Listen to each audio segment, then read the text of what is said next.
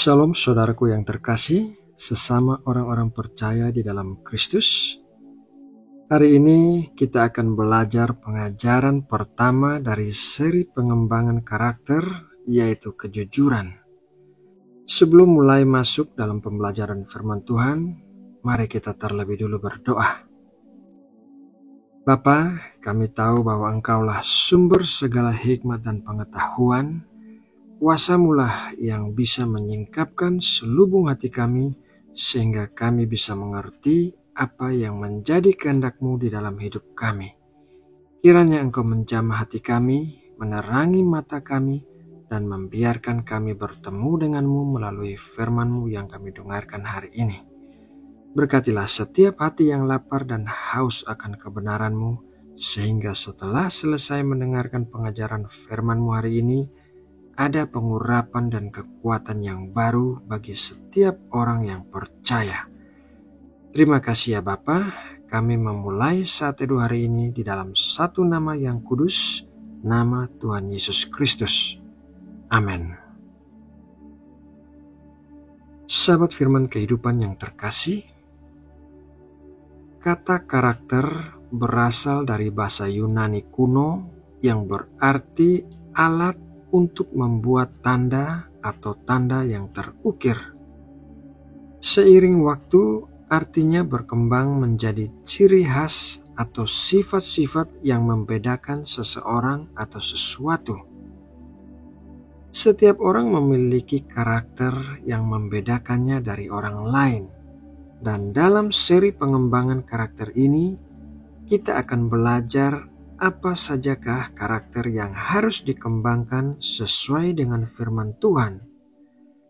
Karakter pertama yang akan kita pelajari hari ini adalah kejujuran. Mari kita baca sebuah ayat Alkitab dalam Matius 5 ayat 37. Jika ya, hendaklah kamu katakan ya. Jika tidak, hendaklah kamu katakan tidak. Apa yang lebih daripada itu berasal dari si jahat. Apakah saudara pernah mendengar istilah bohong putih atau bohong hitam? Bohong putih atau white lie adalah kebohongan kecil yang diucapkan dengan niat baik untuk melindungi perasaan orang lain. Bohong putih seringkali diucapkan untuk menghindari menyakiti hati seseorang dan menghindari membuat seseorang malu atau kecewa. Contohnya, saat teman kita bertanya tentang rasa masakan yang dia buat dan kita mengatakan bahwa makanan itu enak padahal rasanya tidak enak. Bohong hitam atau black lie adalah kebohongan yang diucapkan dengan niat buruk atau mementingkan diri sendiri dan seringkali bertujuan untuk mencari keuntungan diri sendiri, menipu atau memanipulasi orang lain, merugikan atau menyakiti orang lain, dan menghindari tanggung jawab atau hukuman. Contohnya, seorang karyawan berbohong tentang kualifikasinya untuk mendapatkan suatu pekerjaan, padahal ia tidak kompeten di bidang itu. Jadi, perbedaan antara bohong putih dan bohong hitam adalah pada motivasi kebohongan tersebut. Meskipun kejujuran terkadang menyakitkan, akan tetapi orang lebih suka mendengarkan kejujuran yang menyakitkan dibandingkan dengan mengetahui masalah itu di kemudian hari dan dari sumber yang lain. Contohnya saja, apabila kita memiliki masalah kesehatan yang serius, tentunya kita menginginkan diagnosa yang jujur dari dokter yang menangani kita.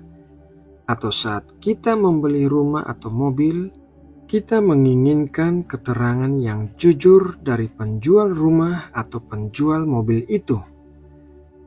Perkataan Tuhan Yesus dalam Matius 5 ayat 37 mengajarkan kepada kita untuk berkata-kata dengan jujur. Kalau ya, katakan ya, dan kalau tidak, katakan tidak. Kita tidak boleh memoles kata-kata kita atau memutarbalikannya supaya tidak terdengar seperti kebohongan. Kejujuran sebenarnya merupakan suatu bentuk perlindungan. Orang-orang yang jujur tidak perlu takut pemeriksaan. Kapanpun mereka diperiksa, kejujuran mereka akan terbukti. Mereka seperti buku yang terbuka di hadapan orang lain. Tidak ada yang disembunyikan sehingga tidak ada yang perlu ditakutkan. Rasul Paulus menuliskan demikian dalam Efesus 4 ayat 25. Karena itu, buanglah dusta dan berkatalah benar seorang kepada yang lain, karena kita adalah sesama anggota. Berkata jujur kepada orang lain akan menghindarkan kita dari banyak masalah. Kisah Ananias dan Safira dalam Kisah Para Rasul 5 ayat 1-11 merupakan contoh ketidakjujuran yang langsung menerima hukuman. Mari kita baca Kisah Para Rasul 5 ayat 1-11. Ada seorang lain yang bernama Ananias. Ia beserta istrinya Safira menjual sebidang tanah. Dengan setahu istrinya, ia menahan sebagian dari hasil penjualan itu dan sebagian lain dibawa dan diletakkannya di depan kaki rasul-rasul. Tetapi Petrus berkata, Ananias, mengapa hatimu dikuasai iblis sehingga engkau mendustai Roh Kudus dan menahan sebagian dari hasil penjualan tanah itu? Selama tanah itu tidak dijual, bukankah itu tetap kepunyaanmu? Dan setelah dijual, bukankah hasilnya itu tetap dalam kuasamu? Mengapa engkau merencanakan perbuatan itu dalam hatimu? Engkau bukan mendustai manusia, tetapi mendustai Allah. Ketika mendengar perkataan itu, rebalah Ananias dan putuslah nyawanya. Maka sangatlah ketakutan semua orang yang mendengar hal itu. Lalu datanglah beberapa orang muda. Mereka mengapani mayat itu, mengusungnya keluar dan pergi menguburnya. Kira-kira 3 jam kemudian masuklah istri Ananias, tetapi ia tidak tahu apa yang telah terjadi.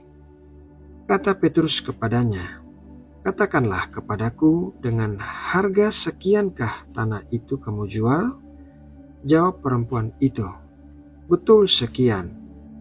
Kata Petrus, mengapa kamu berdua bersepakat untuk mencobai Roh Tuhan? Lihatlah, orang-orang yang baru mengubur suamimu berdiri di depan pintu dan mereka akan mengusung engkau juga keluar. Lalu rebalah perempuan itu seketika itu juga di depan kaki Petrus dan putuslah nyawanya. Ketika orang-orang muda itu masuk, mereka mendapati dia sudah mati. Lalu mereka mengusungnya keluar dan menguburnya di samping suaminya. Maka sangat ketakutanlah seluruh jemaat dan semua orang yang mendengar hal itu. Sahabat Firman Kehidupan yang terkasih, hari ini kita sudah belajar tentang kejujuran. Kita juga sudah membaca kisah tentang Ananias dan Safira yang langsung menerima hukuman dari Tuhan karena mereka tidak jujur mengenai harga penjualan tanah mereka. Berbahagialah karena kita tidak langsung menerima hukuman seperti itu di saat kita tidak jujur tentang sesuatu hal. Akan tetapi, biarlah hari ini kita belajar untuk selalu berkata jujur dan tidak berdusta kepada Tuhan dan kepada sesama kita. Biarlah kejujuran menjadi salah satu karakter kita, sehingga kita bisa menjadi saksi Kristus yang efektif melalui hidup kita. Sahabatku yang terkasih, demikianlah renungan firman Tuhan hari ini. Mari kita berdoa untuk menutup renungan ini. Bapa Surgawi, terima kasih untuk kesempatan yang indah ini. Kami boleh kembali mendengarkan suara-Mu melalui renungan hari ini. Kami tahu firman-Mu adalah pelita bagi kaki kami dan terang bagi jalan kami. Beri kami hati yang mau diajar, telinga yang mau mendengar, dan tangan yang mau melakukan. Ampunilah segala kekurangan dan ketidaktaatan kami, dan biarlah firman-Mu tinggal dan berakar kuat di dalam hati kami, sehingga kami boleh bertumbuh dalam iman dan kasih kepadamu, serta menjadi berkat bagi sesama kami. Terima kasih ya Tuhan Yesus. Di dalam nama Tuhan Yesus kami berdoa dan mengucap syukur. Amin.